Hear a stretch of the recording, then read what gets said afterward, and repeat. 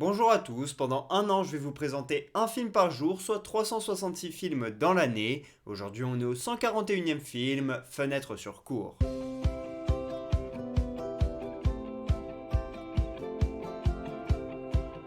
Fenêtre sur cour est un film sorti en 1954, réalisé par Alfred Hitchcock. Ça raconte l'histoire d'un homme qui est reporter photographe.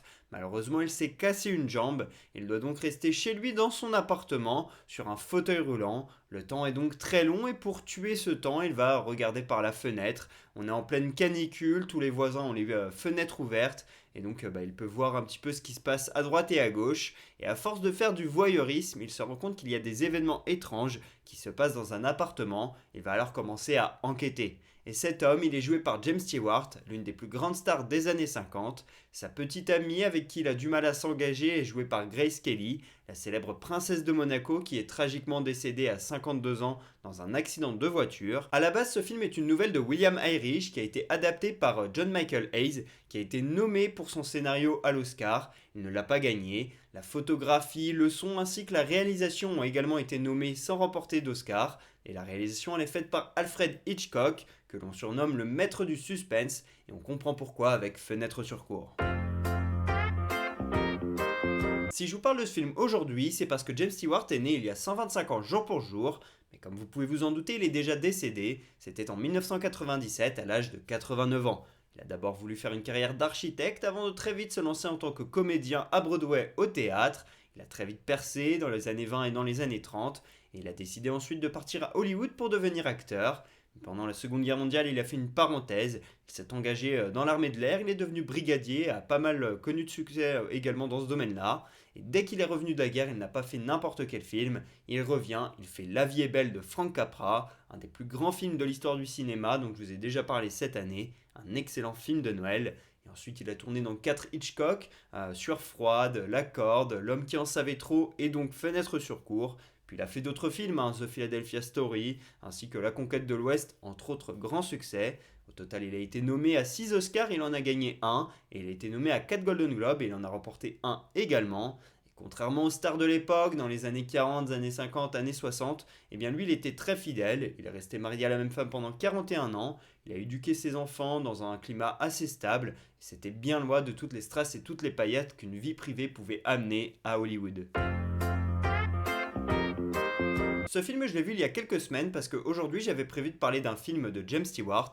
J'en ai donc vu plusieurs. Et il y a quelques semaines, eh bien, je me suis décidé à regarder Fenêtre sur cour. Ça faisait des années que je devais le voir depuis que je me suis intéressé au travail d'Hitchcock. Mais un film qui n'est pas forcément facile à trouver. J'ai donc finalement réussi à l'acheter en DVD dans une boutique d'occasion. Et donc, quand je suis retourné chez mes parents où il y a un lecteur DVD, eh bien, j'ai pu le regarder. Dans la chambre de mon frère d'ailleurs. J'étais très bien pour regarder ça. La veille, j'avais vu en plus Soupçon d'Alfred Hitchcock. Donc, je m'étais fait vraiment un week-end avec cette ambiance-là d'Alfred Hitchcock. Et j'ai largement préféré Fenêtre sur cour à Soupçon, même si Soupçon est aussi très très cool. La Fenêtre sur cour, c'est un de ses meilleurs, c'est vraiment le gratin. Et donc je suis très content de pouvoir vous en parler aujourd'hui. Et voilà, ce système d'un jour un film et ce concept que j'ai eu, ça m'a donné envie de voir toujours plus de films. Et c'est le cas avec Fenêtre sur cour.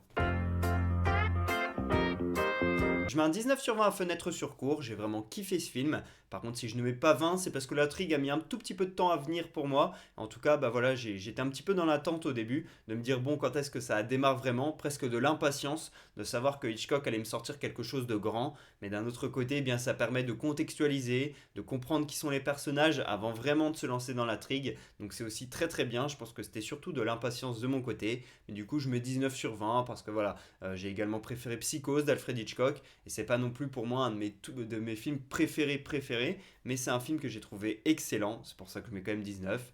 Bien sûr, le suspense d'Hitchcock, il est parfaitement mené. J'ai beaucoup aimé James Stewart qui joue très très bien dans ce film, tout comme Grace Kelly qui apporte vraiment quelque chose, ainsi que les seconds rôles, tout comme l'infirmière par exemple, qui apporte vraiment quelque chose à ce film et qui met du rythme, qui permet d'avoir un peu de dialogue dans un film qui peut très vite être silencieux. Donc c'est plutôt pas mal. Et puis surtout, la réalisation d'Hitchcock, elle est complètement forte, vraiment incroyable dans ce film, avec énormément de contre-champs pour voir à travers les appartements des voisins. Et donc ça, c'est vraiment excellent. Et puis surtout, les plans sont magnifiques, puisque tu vois d'appartement en appartement, tu vois les choses passer, des scènes l'hygiène de vie, etc. Et ça, c'est vraiment magnifique. On était vraiment plongé dans ce quartier. Et pour un huis clos où tout se passe finalement en dehors de l'appartement, j'ai trouvé ça hyper original. Bref, Fenêtre sur cour est excellent, je mets 19 sur 20. Première anecdote, la qualité du film a été abîmée avec le temps et à la fin des années 60 on a cru le perdre carrément, notamment parce que le jaune il commençait à déteindre, etc.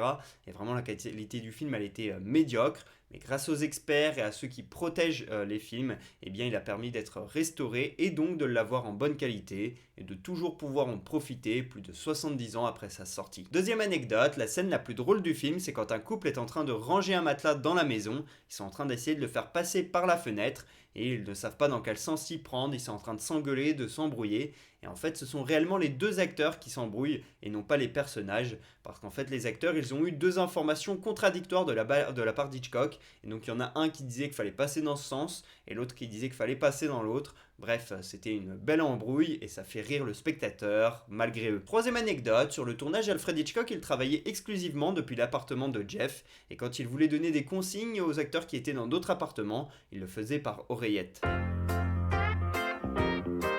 Voilà pour ce 141e épisode d'Un jour un film, j'espère que j'aurai donné envie de regarder Fenêtre sur cour. Pour ma part, je vous dis à demain pour parler du 142e film de l'année, et pour que vous sachiez de quel film on va parler, un petit indice.